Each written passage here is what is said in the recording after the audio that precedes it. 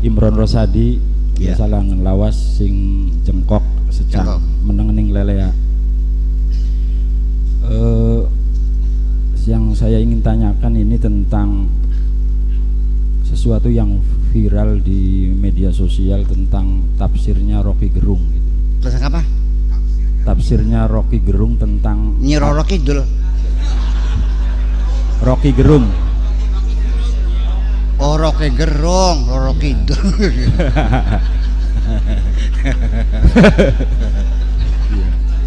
Rocky Gerung. Tafsirnya Rocky Gerung tentang argumentasi akal sehat yang menafsirkan bahwa ayat atau surat Al-Baqarah ayat 269 itu menurut Rocky Gerung itu adalah sebagai sebuah penguat tentang argumentasi akal sehat. Nah, saya ingin menunjukkan sebuah prolog dulu bahwa kata Buya sendiri tentang Al-Quran, Alkitab, Al-Furqan dan Al-Dzikr itu ada sisi lain yang berbeda. Kalau Al-Quran itu adalah hudalinas, ini seakan-akan bahwa Al-Quran itu menjadi sebuah konsumsi kepada publik siapapun. Karena ini adalah Al-Quran hudalinas untuk siapapun. Iya, iya. Nah, konsekuensinya bahwa ketika Al-Quran sebagai hudalinas, maka tidak ada batasannya. Seakan-akan ini adalah Al-Quran hadir di dalam ruang publik, bisa ditafsirkan oleh siapapun, bisa dibaca oleh siapapun dari sisi keilmuan gitu, sebagai sebuah pengetahuan.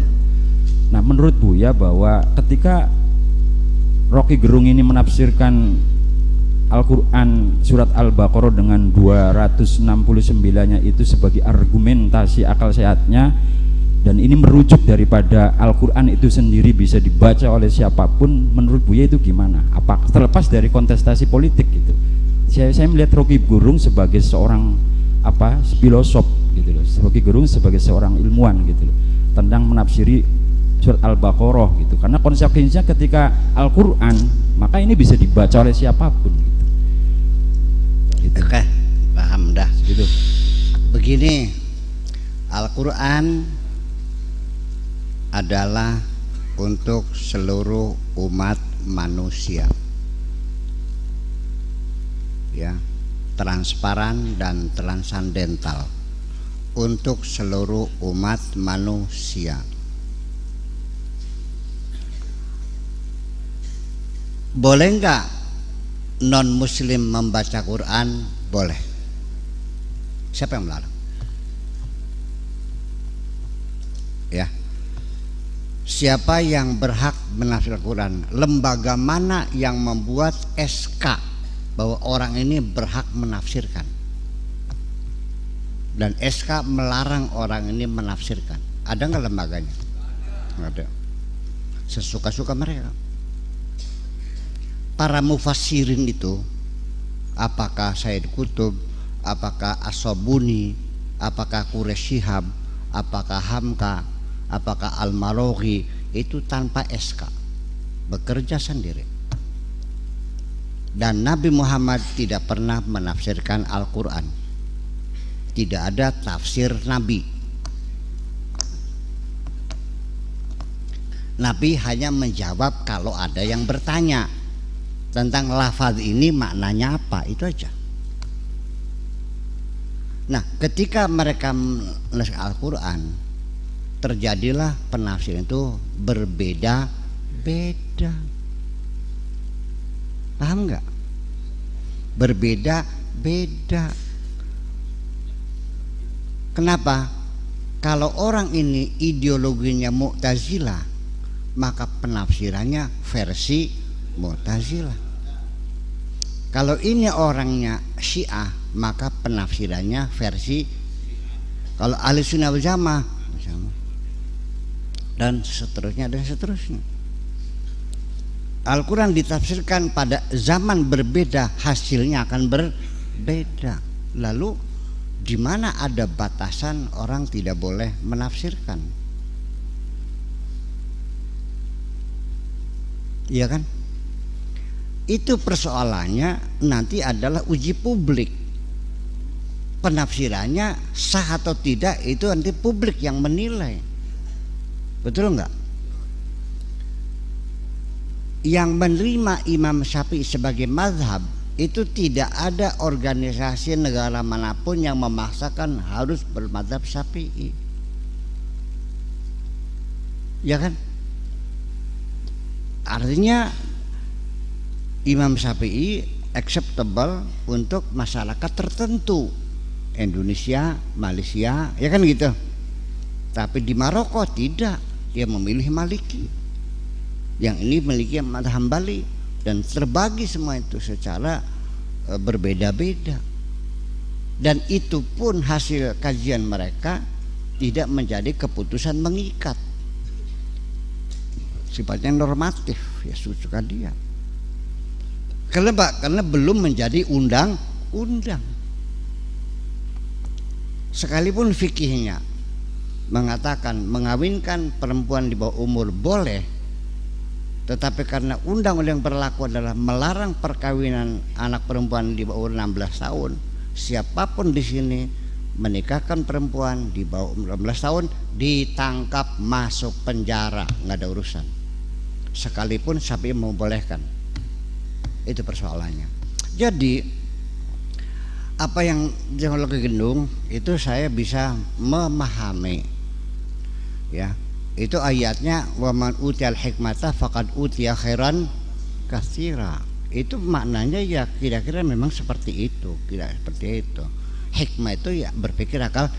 Kalau orang dikasih kecerdasan berpikir sehat, laqad utiya khairan katsira. Dia punya kebaikan yang besar sekali. Dia bisa menggali pengetahuan, bisa berkiprah di masyarakatnya dengan pengetahuannya itu. Bekas yang goblok-goblok orang dihitung gobloknya. Berapa? Ngupan tengel. Ya kan gitu. Itu. Jadi saya tidak pernah menyalahkan siapapun. Dan saya tidak mungkin menyalahkan siapapun. Kalaupun nanti saya berbeda dengan saudara Rocky Gerung, tetap bukan karena saya menyalahkan. Kita sifatnya nanti compare saja. Menurut Haji Syihab merah, menurut saya putih. Biarkan dia merah, biarkan saya putih. Nggak usah saya menyalahkan merah salah. Dan Anda jangan menyalahkan putih salah, silakan. Nanti yang menentukan adalah publik semuanya itu. Itu aja persoalannya. Jadi jangan dikira karena Rocky Gerung itu bukan orang Islam, non Muslim, jadi dia tidak boleh membaca Al-Quran. Tidak. Al-Quran itu hudan linnas. Tetapi kalau Alkitab itu hanya untuk orang yang bertakwa. Dzalikal kitabu la raiba fihi hudal lil Alkitab hudal lil muttaqin.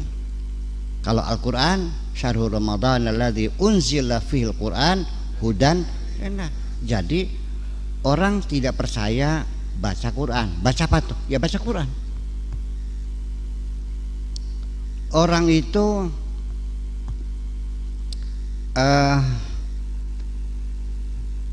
isinya tentang bahwa bulan itu mengorbit sekitar bumi. Wal qamara qaddarnahu manazila hatta ada. Kalau original qadim.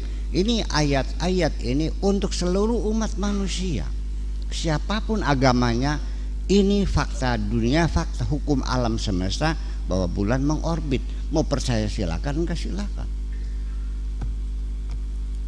Tetapi kalau Alkitab mah itu guide of life untuk kita yang beriman ini.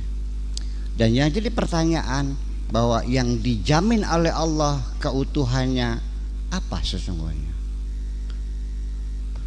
Inna nahnu nazzalna dzikra wa inna lahu lahafizun. Apa yang dijaga di sini? Az-zikr. Mushaf sama nggak dengan Quran? Beda. Nah, kita umat Islam di Indonesia pada umumnya tidak tahu bedanya mushaf dengan Al-Furqan, dengan Az-Zikr, dengan Al-Quran dan Alkitab. Semuanya sama. Kita di sini ada penyederhanaan pemikiran. Di sana ada mandub, ada nafilah, ada mustahabbah, ada sunnah. Kita di sini sunnah, ya kan begitu. Di sana ada makruh tahrim, makruh tanzih. Kita di sini hanya makruh saja. Di sana ada fardu, ada wajib, kita ya wajib saja. Itulah karena penyederhanaan inilah yang menyebabkan kita jadi kurang mendetail dalam berpikir. Itu aja persoalannya. Jadi pada akhirnya silakan saja yang mempelajari Al-Quran itu bukan Rocky Gerung saja, banyak para orientalis yang tetap pada agamanya mengadakan kajian-kajian tentang Al-Quran. Yang jujur ada, yang tidak jujur juga ada. Yang tidak jujur ketangguhan akhirnya mah, iya kan? Tapi kalau dia jujur dan benar, saya baca, saya akui orang ini hebat, bagus. Dan saya juga mengakui kepintaran Rocky Gerung, ya, khususnya di bidang filsafat etika terapan. Itu dia memang ahlinya. Iya, dan saya tidak akan membahas tentang kekurangan beliau gitu. Tapi beliau adalah pandai berpikir. Apakah berpikir beliau sehat? Ya kan? Saya mengatakan sampai sementara ini dia berpikir sehat. Dia berpikir sehat. Artinya apa sih itu? Selagi Anda masih bisa mengemukakan argumentasi, berarti Anda masih berpikir sehat. Kalau Anda sudah tidak mampu berargumen tapi masih ngotot, nah itu nggak sehat namanya. Itu salahnya. Pokoknya itu udah nggak sehat itu. Ya kalau sudah pokoknya, kita nggak usah berdebat dong. Ngapain? Itu persoalannya. Jadi kita nggak usah menyalahkan Rocky Gerung, ya kan gitu. Apapun, tetapi ayat Al-Hikmah di situ sendiri adalah kita kurang perbendaharaan, kita belajar ilmu hikmah. Hikmah siapa? Ya bingung kan? Ya karena nggak tahu mana hikmah itu apa. Filsafat apa bahasa Arabnya? Hikmah. Bikin jimat? Nggak suka. Dokter, hakim. Filosof, hakim, zamannya hukama. Lah, terus kemana?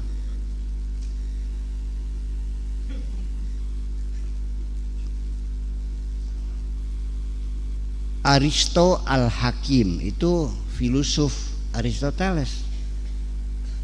Nah itu makanya, jadi man util hikmata ya, barang siapa dikasih hikmah, kasih artinya hikmah itu berpikir cerdas, filosofis, ya berarti dia mendapatkan banyak kebaikan-kebaikan. Khairan katsira, artinya bisa mikir cerdas. Ya orang cerdas kan enak, ya bisa menguasai masalah, mengerti, paham, tahu ya bagaimana dia berbuat, itu kan luar biasa.